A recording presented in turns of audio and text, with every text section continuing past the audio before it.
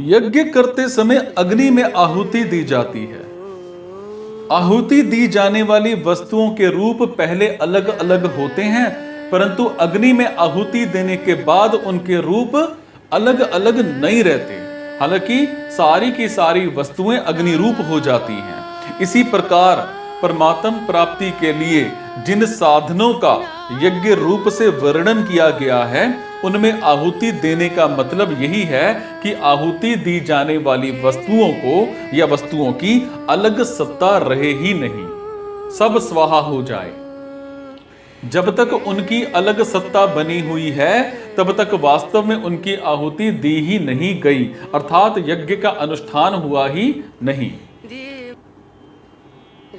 इसमें कर्मों के तत्व मतलब कर्म में अकर्म, उनका वर्णन कर रहे हैं भगवान। और कर्मों का तत्व है कर्म करते हुए भी उनसे नहीं बंधना, और कर्मों से ना बंधने का ही एक साधन है क्या?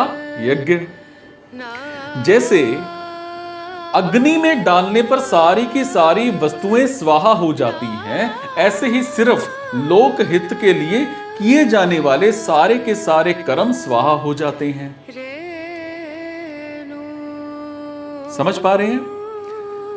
निष्काम भाव पूर्वक सिर्फ लोक हितार्थ के लिए या इसके लिए किए गए साधारण से साधारण कर्म भी परमात्मा की प्राप्ति कराने वाले हो जाते हैं, परंतु सकाम भाव पूर्वक किए गए बड़े से बड़े कर्मों से भी परमात्मा की प्राप्ति नहीं होती। कारण कि उत्पत्ति विनाशशील पदार्थों की कामना ही बांधने वाली है। पदार्थ और क्रिया रूप संसार से अपना संबंध मानने के कारण मनुष्य मात्र में पदार्थ पाने और कर्म करने का राग रहता है कि मुझे कुछ ना कुछ मिलता रहे और मैं कुछ ना कुछ करता रहूं। इसी को पाने की कामना और करने का वेग कहते हैं। मनुष्य में जो पाने की कामना रहती है, वो वास्तव में अपने अंशी परमात्मा को ही पाने की भूख है, परंतु परमात्मा से विमुख और संसार से सम्मुख होने के कारण मनुष्य इस भूख को संसारिक पदार्थों से ही मिटाना चाहता है। संसारिक पदार्थ विनाशी हैं और जीव अविनाशी हैं। अविनाशी की भूख विनाशी पदार्थों से मिट ही कैसे सकती है? परंतु जब तक संसार की सम्मुखता रहती है, तब तक पाने की कामना बनी रहती है। जब तक मनुष्य में पाने की कामना रहती है, तब तक उसमें करने का वेग बना रहता है। इस प्रकार जब तक पाने की कामना और करने का वेग बना हुआ है, अर्थात पदार्थ और क्रिया से संबंध बना हुआ है, तब तक जन्म मरण नहीं छूटता।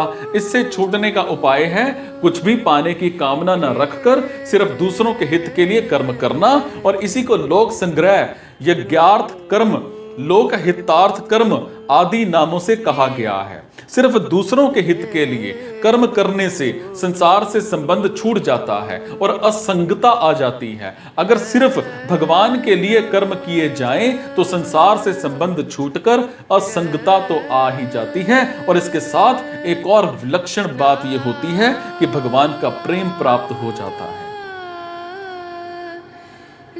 निस्वार्थ भाव से सिर्फ दूसरों के हित के लिए कर्तव्य कर्म करने का नाम यज्ञ है, और यज्ञ से सारे के सारे कर्म अकर्म हो जाते हैं, अर्थात बांधने वाले नहीं होते।